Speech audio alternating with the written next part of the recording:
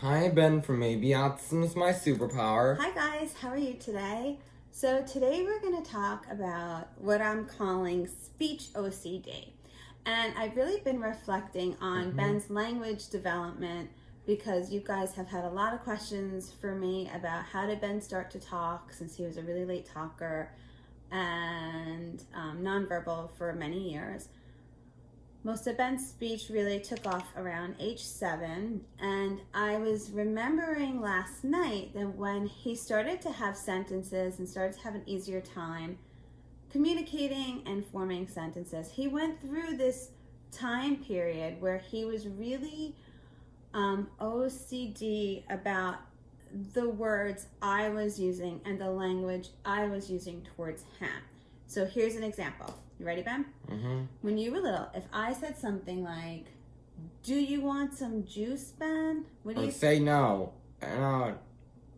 What would you want me to say? Do you want this juice? Yeah, we wrote down some examples of what he used to do. So I would say, "Hey, Ben, do you want some juice?" And what would you say? No. No. And what would you want me to say? Do you want this juice? And I would have to say, "Okay, do you want this juice?" If I didn't change my words to "do you want this juice," what would happen, Ben? I would have some juice. If I didn't change my language, though, what would happen with your behavior? I would be upset. Yeah, you would get really upset.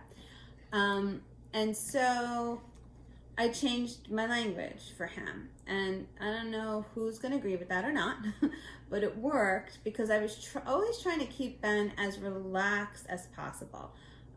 Because I felt like the more relaxed he was, the better he was able to communicate with me. So I would change it and I would use his words. But after I changed it, I would bring some flexibility into it. Like, oh, sometimes mommy says sometimes mommy says this.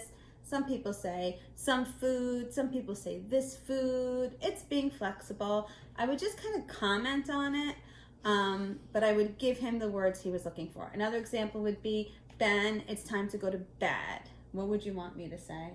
It's time to go to sleep. Yeah, he'd say, no, say it's time to go to sleep, right? So if I didn't, he wouldn't go to sleep, right? You would be upset, right? Mm-hmm. So how did you feel when I did change my language? Good. Better? Better. Yeah, it would calm him down more. So again, I would change my language for him, and then I would say something like, mommy says I go to bed, but we could say you go to sleep, or some people like to say they go into their bed, whatever. I would talk about it and just say that's being flexible with our words. Just to throw that out there, but I would still give him what he needed to be calm. I would change my words for him.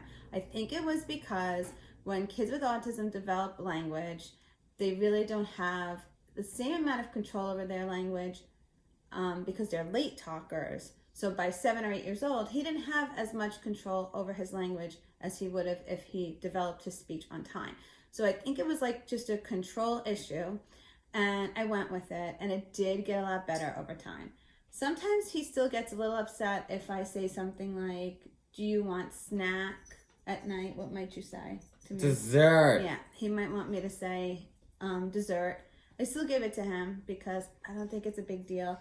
But I still find it a little bit here and there, but so much better than it was. So I guess in reflecting on that, I'm really curious if any of you as parents are noticing the same things as your children are maybe starting to talk a little bit later or starting to develop sentences now. Are you finding speech OCD and then wanting you to use particular language or verbiage to make them feel better? So just interesting to think about. That's what happened with Ben, right? Mm-hmm. Yeah. What about now? Do you think I need to change my language as much anymore? No, not as much anymore. How are you with your speech now, do you think? I'm talking a lot. Yeah, you do. So it definitely got better. Even though it was late, it gives you guys hope because Ben was really late with his speech. So don't lose hope. Hope you're having a great day. And what should we say? Goodbye, and don't forget, autism is a superpower. Thanks for following, guys. Hope this helped. Bye, guys.